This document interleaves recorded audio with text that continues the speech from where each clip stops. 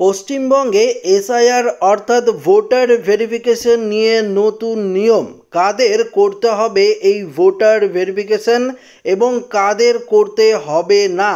ফর্মের সঙ্গে জন্ম সার্টিফিকেট, পাসপোর্ট, স্কুল সার্টিফিকেট কত সালের জমা দিতে হবে, এইমাত্র রাজ্যকে জরুরি চিঠি দিল নির্বাচন কমিশন।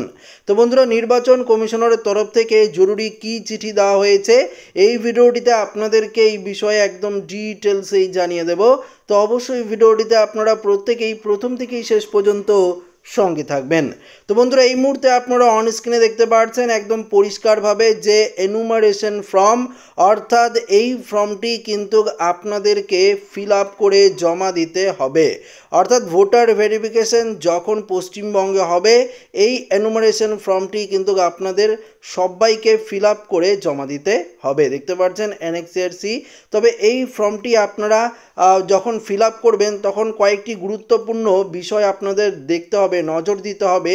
সেই গুরুত্বপূর্ণ বিষয়গুলো নিয়েও আজকে আপনাদেরকে জানাবো এই ভিডিওটিতে। পাশাপাশি কারা এই ফর্মটি ফিল আপ করবেন, অফলাইনে করবেন না অনলাইনে করবেন, কাদের কাদের ফিল আপ করতে হবে না, তো সমস্ত কিছু জানাবো। তার আগে দেখুন নির্বাচন কমিশনারের তরফ থেকে যে গুরুত্বপূর্ণ চিঠি সেটি কি দেওয়া হয়েছে।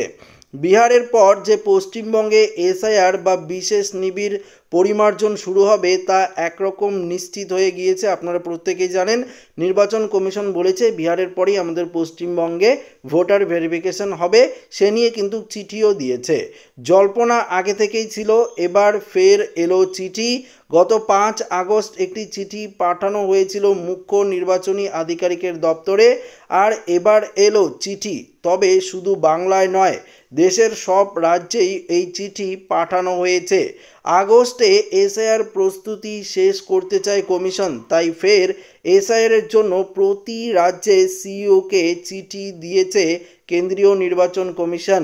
ইআরও, এইআরও ইত্যাদি শূন্যপদ পূরণ নিয়ে কার্যকরী রিপোর্ট দেওয়ার নির্দেশ দিয়েছে। 29 আগস্ট বিকেল 5টায় রিপোর্ট দেওয়ার নির্দেশ দিয়েছে কেন্দ্রীয় নির্বাচন কমিশন। গত রবিবার সাংবাদিক বৈঠকে মুখ্য নির্বাচনী কমিশনার জ্ঞানেশ কুমার জানান, এই সংক্রান্ত বিষয়ে তারা সিদ্ধান্ত নেবেন। পশ্চিমবঙ্গ বা দেশের অন্য কোনো রাজ্যে কবে থেকে ভোটার তালিকার বিশেষ ও নিবিড় পরিমার্জন শুরু হবে তা পরবর্তীকালে সঠিক সময়ে ঘোষণা করে দেওয়া হবে। তবে 29 তারিখেই কিন্তু সমস্ত কিছু জানতে চাইছে কেন্দ্রীয় নির্বাচন কমিশন। রাজ্যের মুখ্য নির্বাচনী কমিশনকে কিন্তু পরিষ্কারভাবে জানিয়ে দিয়েছে। তো বুঝতেই পারলেন আর মাত্র কয়েকদিনের মধ্যেই অফিসিয়াল নোটিশ বেরোবে। এবার আপনাদেরকে এই এনুমারেশন ফর্ম নিয়ে একটি গুরুত্বপূর্ণ আপডেট দিয়ে দেই। দেখতে পাচ্ছেন এই ফর্মটি কিন্তু আপনাদের প্রত্যেককে ফিল আপ করতে হবে। আপনারা চাইলে অনলাইন বা অফলাইন দুটি পদ্ধতিতেই ফিল আপ করতে পারেন। যারা বাইরে থাকেন আপনারা অনলাইনেও ফিল আপ করতে পারবেন। সেক্ষেত্রে আপনাদেরকে ভোটার ভেরিফিকেশনের যে অফিসিয়াল ওয়েবসাইট রয়েছে সেখানে গিয়ে আপনারা দেখতে পারবেন। তারপর সেখানে আপনাদের ভোটার নাম্বার, মোবাইল নাম্বার দিয়ে যদি আপনারা এখানে লগ ইন করেন তাহলে কিন্তু আপনারা এই এনুমারেশন ফর্মটি ডাউনলোড করতে পারবেন। সেখানে দেখতে পারবেন ইলেকট্রাল নেম, অর্থাৎ আপনার নাম আগে থেকেই থাকবে এই ফর্মে। পাশাপাশি আপনার ভোটার নাম্বারটি আগে থেকে থাকবে, অ্যাড্রেস প্রি প্রিন্টেড থাকবে। তো এই তিনটি জিনিস অবশ্যই আপনারা লক্ষ্য করবেন। ধরুন আপনার বাড়িতে বিএল অফিসাররা যদি যায় তখন যদি আপনাদেরকে ফর্মটি দেয় তখন আপনারা দেখবেন যে এই আপনাদের নিজেদের নাম রয়েছে কিনা, ভোটার কার্ডের সাথে যে ইপি অর্থাৎ কার্ডের যে নাম্বার সেটিও মিলিয়ে দেখবেন, অ্যাড্রেস অর্থাৎ ঠিকানাটাও মিলিয়ে দেখবেন, পাশাপাশি serial number, part number, name, AC PC name, state name সবগুলোই কিন্তু প্রি প্রিন্টেড থাকবে। অর্থাৎ পশ্চিমবঙ্গের নাম এখানে স্টেট পশ্চিমবঙ্গ সেটাও কিন্তু লেখা থাকবে। পাশাপাশি সব থেকে আপনারা চিনতে পারবেন ফর্মটি, সেটি হলো ওল্ড ফটো, অর্থাৎ আপনার যে হাতে ভোটার ফটোটি রয়েছে সেই ভোটারের দেখতে পারবেন যে ফটোটি রয়েছে সেরকমই একটি ফটো কিন্তু আগে থেকে এখানে লাগানো থাকবে, ফর্মের সঙ্গেই থাকবে। তো এই ফটো দেখেই কিন্তু আপনারা চিহ্নিত করতে পারবেন যে এটা আপনার ফর্ম কিনা। যদি আপনারা অন্য মানুষের ফর্ম ফিল আপ করে ফেলেন তাহলেই কিন্তু আপনার ফর্মটি পুরোপুরিভাবে বাতিল করে দেওয়া হবে। তো এখানে অবশ্যই আপনারা পরবর্তীতে এখন যে রিসেন্ট ছবি রয়েছে সেই ছবিটি আপনাদের লাগাতে হবে। সেই ছবিটি কিন্তু অবশ্যই আপনারা দেবেন, পুরনো ছবি দেবেন না, নতুন ছবি কিন্তু দেবেন। পাশাপাশি আপনারা কিন্তু ছবি দেখেও বুঝতে পারবেন যে এই ফর্মটি আপনার কিনা। তো প্রত্যেকের আলাদা আলাদা ফর্ম হবে, সেই ফর্মটি কিন্তু আপনাদের ফিল আপ করতে হবে। তো ফর্ম ফিল আপের সময় আপনাদেরকে আগেও বলেছি, আবারও বলছি, এখানে ডেট অফ বার্থ দিতে হবে আপনার, পাশাপাশি এখানে আধার নাম্বার দিতে হবে আপনার, মোবাইল নাম্বার অবশ্যই আপনাদের দিতে হবে, বাবার নাম অর্থাৎ গার্জিয়ান নাম, পাশাপাশি বাবার যে ভোটার কার্ডের নাম্বার সেটিও দিতে হবে, মায়ের নাম দিতে হবে, মায়ের ভোটার কার্ডের নাম্বার দিতে হবে, স্পাউস নেম যদি থাকে তাহলে দেবেন, তার যদি অর্থাৎ ভোটার কার্ডের নাম্বার থাকে সেটিও অবশ্যই আপনাদের দেবেন। যদি আপনারা বিবাহিত হয়ে থাকেন ছেলেদের ক্ষেত্রে আপনারা স্ত্রীর নাম দিতে পারেন, স্ত্রীদের ক্ষেত্রে স্বামীর নাম কিন্তু অবশ্যই আপনারা এখানে মেনশন করতে পারেন, পাশাপাশি তার যে ভোটার আইডি কার্ড নাম্বার সেটিও দিয়ে দেবেন। ডিক্লিয়ারেশনে দেখতে পাচ্ছেন, ডিক্লিয়ারেশনও বলেছে পরিষ্কারভাবে যে আপনাদেরকে এখানে বেশ কয়েকটি ডিক্লিয়ারেশন দেখতে হবে, অর্থাৎ দেখতে পাচ্ছেন যে 1/7/1987 আগে যদি আপনাদের জন্ম হয়ে থাকে সেক্ষেত্রে আপনাদের কিন্তু দেখতে পাচ্ছেন যে 11টি যে ডকুমেন্টস রয়েছে সেই 11টি ডকুমেন্টসের মধ্যে একটি ডকুমেন্টস দিতে হবে, সেটি কত সালে দিতে হবে সেটাও আপনাদেরকে জানাবো। পাশাপাশি যে আপনার বাবা মার যদি কোনো অর্থাৎ প্রুফ থাকে সেটিও কিন্তু আপনাদের দেখাতে হবে। পাশাপাশি দ্বিতীয়ত বলেছে 1/7/1987 থেকে 2/12 দেখতে পাচ্ছেন 2004 এই অবধি যদি আপনাদের ডেট অফ বার্থ থাকে, অর্থাৎ এর মধ্যে যদি আপনারা ভোটার কার্ড তৈরি করে থাকেন, অর্থাৎ এর মধ্যে যদি আপনাদের জন্ম হয়ে থাকে, এই ক্ষেত্রে দেখতে পাচ্ছেন I was born in India between এই তারিখের মধ্যে যদি আপনাদের এই ডেটের মধ্যে যদি আপনাদের জন্ম হয়ে থাকে সেক্ষেত্রে দেখতে পাচ্ছেন provide any document to sell from the list given below establishing date of birth and পাশাপাশি প্লেস অফ বার্থ। অবশ্যই আপনাদের এই দুটোর মধ্যে একটি প্রমাণ দিতে হবে, জন্ম সার্টিফিকেট হিসাবে আপনারা প্রমাণ দিতে পারেন, পাশাপাশি বাবা মায়ের যদি কোনো সার্টিফিকেট থাকে, ভোটার কার্ড থাকে সেটিও কিন্তু আপনারা দেখাতে পারেন, সেটা 1 এবং 2 এর ক্ষেত্রে বলেছে, পাশাপাশি 3 এর ক্ষেত্রেও কিন্তু একই নিয়ম বরাবর করা হয়েছে। এবার আপনাদের সবথেকে ইম্পর্টেন্ট বিষয়টি জানিয়ে দিচ্ছি, যেটি আপনারা প্রত্যেকেই হয়তো জানতে চেয়েছিলেন, অনেকেই আপনারা কমেন্টও করেছিলেন, সেক্ষেত্রে আপনাদেরকে জানাচ্ছি। দেখতে পাচ্ছেন বিহারের ক্ষেত্রে এখানে পরিষ্কার বলে দিয়েছে 1/1/2003 1/1/2003 বিহারের যে ভোটার তালিকা অনুসারে ভোটার লিস্ট করা হয়েছিল সেই লিস্টে যদি আপনাদের বাবা মার নাম থাকে সেক্ষেত্রে কিন্তু আর আপনাদের ভোটার ভেরিফিকেশন করতে কোনো সমস্যা হবে না।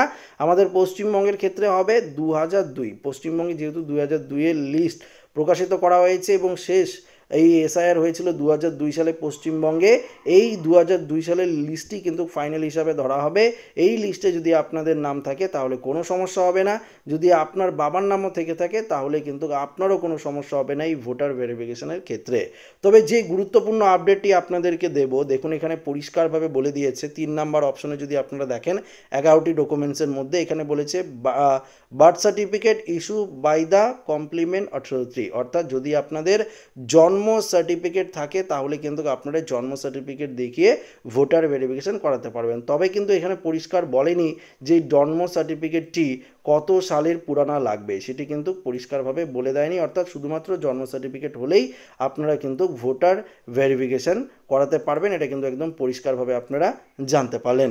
পাশাপাশি দেখতে পাচ্ছেন পাসপোর্ট, 4 নম্বরে বলেছে পাসপোর্টও কিন্তু এখানে কোনো ডেট দেয়নি যে আপনার পাসপোর্টটি কত সালের হতে হবে সেটিও কিন্তু বলেনি, পাসপোর্টটি রিনিউ থাকতে হবে কি না সেটিও কিন্তু বলেনি, শুধুমাত্র বলেছে পাসপোর্ট যদি আপনাদের থাকে সেটি আপনারা দেখাতে পারেন অর্থাৎ ভোটার ভেরিফিকেশনের ক্ষেত্রে। 5 নম্বরে বলেছে matriculation education certificate issue by the organised board and university, যদি আপনাদের মাধ্যমিকের সার্টিফিকেট থাকে বা যারা স্কুলে পড়েছেন স্কুল সার্টিফিকেট থাকে, হয়তো যদি আপনাদের 60 বা 65-70 বছর হয়ে থাকে সেক্ষেত্রে যদি আপনারা প্রাইমারি স্কুলে পড়ে থাকেন সেক্ষেত্রে অবশ্যই প্রাইমারি বা হাই স্কুলে যদি পড়ে থাকেন তার অবশ্যই সার্টিফিকেট আপনাদের কাছে আছে, সেই পুরনো সার্টিফিকেটও যদি আপনারা দেখান সেক্ষেত্রেও আপনারা ভোটার ভেরিফিকেশন অনায়াসে কিন্তু করতে পারবেন।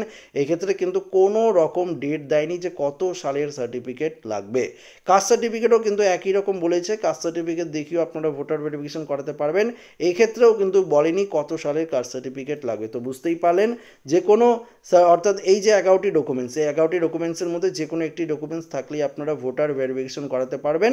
এছাড়াও সুপ্রিম কোর্ট জানিয়ে দিয়েছে যে আধার কার্ড দেখিয়েও ভোটার ভেরিফিকেশন হবে, অবশেষে সুপ্রিম কোর্ট কিন্তু এটা নিয়ে রায় দিয়েছে। আমাদের রাজ্যের মুখ্যমন্ত্রী মমতা বন্দ্যোপাধ্যায় সুপ্রিম কোর্টের এই রায়ে অনেকটাই খুশি হয়েছে এবং বলেছে যে অনেকেই ভোটার ভেরিফিকেশন করতে পারছিলেন না, যেমন আমাদের বিহারের ক্ষেত্রে আপনাদেরকে বলি যে 65 লক্ষ বিহারের ক্ষেত্রে যে ভোটার কার্ড বাতিল হয়েছিল সেই 65 লক্ষ আবারও আবেদন করেছিল, তার মধ্যে মাত্র 1700-র মধ্যে অ্যাপ্রুভ হয়েছে, আবারও নতুন করে অ্যাপ্রুভ হয়েছে, কিন্তু বাকিগুলো অ্যাপ্রুভ করেনি নির্বাচন কমিশন।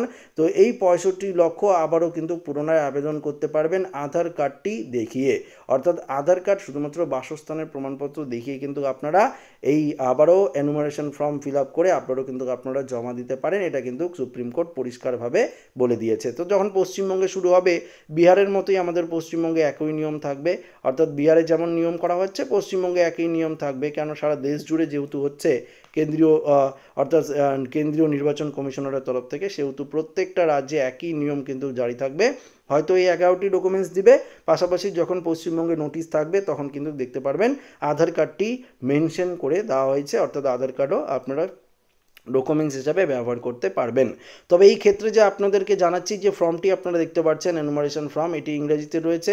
পশ্চিমবঙ্গের ক্ষেত্রে আপনারা বাংলাও আপনারা এই ফর্মটি হয়তো পেতে পারেন, সেক্ষেত্রে বাংলাতেও আপনারা ফিল আপ করতে পারেন। তবে অবশ্যই আপনাদের মাথায় রাখতে হবে ডেট অফ বার্থ যদি ভুল না হয়, আধার কার্ডের নাম্বার অবশ্যই আপনারা ভালো করে দেবেন, মোবাইল নাম্বার অবশ্যই ঠিকঠাক দেবেন, যেই মোবাইল নাম্বারটি একদম চালু রয়েছে সেই নাম্বারটি দেওয়ার চেষ্টা করবেন, কেননা যদি ফর্মে কোনো ভুল হয়ে থাকে আপনার সাথে কিন্তু কন্ট্যাক্ট করতে পারবে বিএলও অফিসাররা, যদি ভুল হয়ে থাকে সেটি আপনারা ঠিক করতে পারবেন। পাশাপাশি বাবার নাম দেখবেন কোনো স্পেলিং যদি ভুল না হয়, অর্থাৎ বাবার যে ভোটার কার্ডের নাম্বার সেটিও দেখবেন স্পেলিং যদি কোনো ভুল না হয়। মায়ের নামের ক্ষেত্রে একই নিয়ম থাকবে, পাশাপাশি স্পাউস নেমের ক্ষেত্রেও একই নিয়ম কিন্তু থাকছে। তো অবশ্যই এই জিনিসগুলো আপনারা যদি কেয়ারফুলিভাবে দেখেন তাহলে কিন্তু কোনো রকম সমস্যাই কিন্তু আপনার হবে না। অনেকে আপনারা কমেন্ট করেছিলেন যে আপনার বাবার নাম ভোটার লিস্টে নেই 2002 সালে, বা বাবা মারা গেছে, সেক্ষেত্রে মার নাম আছে, মার নাম দিয়েও কিন্তু দেখিয়েও কিন্তু আপনারা ভোটার ভেরিফিকেশন কিন্তু করাতে পারবেন, সেক্ষেত্রেও কিন্তু কোনো রকম সমস্যা হওয়ার কথা না। তো আশা করি আপনাদের প্রত্যেককে বোঝাতে পেরেছি এই ভিডিওটিতে, যা বোঝানোর ছিল সেটা হয়তো বুঝে গেছেন। তো ভিডিওটি ভালো লাগলে অবশ্যই লাইক করবেন, বন্ধুর সাথে শেয়ার করবেন, এবং নতুন হয়ে থাকলে চ্যানেলটিকে অবশ্যই সাবস্ক্রাইব করে আমাদের সঙ্গে জুড়ে থাকবেন। ধন্যবাদ।